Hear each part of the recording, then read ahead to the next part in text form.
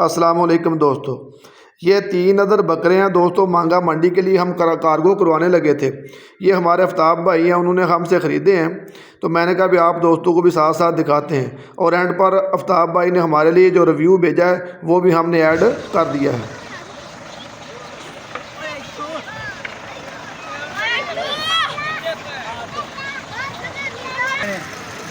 ਉਹ ਮੈਂ ਉਹਨੂੰ ਦੱਸਦਾ ਨਾ ਬੋਤਲ ਫੋਨ ਕਰ ਲੈ आफ्ताब भाई ਆ ਭਾਈ ਇਹਦੀ ਨੇ रात पा के लगे बंदे सुनते हैं हवा लगती तो कोई टेंशन वाली गल नहीं। इस तो वड्डे खोते जी बकरे सी लेकिन मरण जिन तुहाडा जी गल कर लेनी हाँ इंशाल्लाह।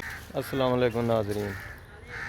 फेसबुक सोशल मीडिया वगैरह ਤੇ ਨਾ ਮੈਂ ਧੌਲ ਗੋਟ ਫਾਰਮ ਦੇ ਬਾਰੇ ਵਿੱਚ ਦੇਖਦਾ ਰਹਿੰਦਾ ਸੀ ਤੇ ਮੈਂ ਨਾ ਉਹਨਾਂ ਨੂੰ ਆਨਲਾਈਨ ਆਰਡਰ ਕਰਤਾ 3 ਬੱਕਰੀਆਂ ਦਾ ਇੱਥੇ ਕੁਰਬਾਨੀ ਵਾਸਤੇ ਤੇ ਮਾਸ਼ਾਅੱਲਾ ਜੋ ਉਹਨਾਂ ਨੇ ਵਿਖਾਇਆ ਵੀਡੀਓ ਦੇ ਵਿੱਚ ਪਹਿਲੇ ਭੇਜਣ ਤੋਂ ਉਹੀ ਮਾਲ ਆਇਆ। ਮਾਸ਼ਾਅੱਲਾ ਬੜਾ ਪਿਆਰਾ ਮਾਲ ਆਇਆ ਜਿਹਨੂੰ ਵੇਖ ਕੇ ਮੇਰੇ ਇੱਕ ਹੋਰ ਕਲੀਗ ਨੇ ਬੌਸ ਨੇ ਮੇਰੇ ਉਹਨਾਂ ਨੇ ਕਿਹਾ ਕਿ ਮੈਨੂੰ ਵੀ ਇੱਕ ਬੱਕਰਾ ਮੰਗਾ ਕੇ ਦੇ ਤੇ ਅੱਜ ਆਰਡਰ ਦਿੱਤਾ ਹੈ ਨਿਸਾਰ ਭਾਈ ਨੂੰ ਧੌਲਗੋਟ ਫਾਰਮ ਵਾਲੇ ਨੂੰ।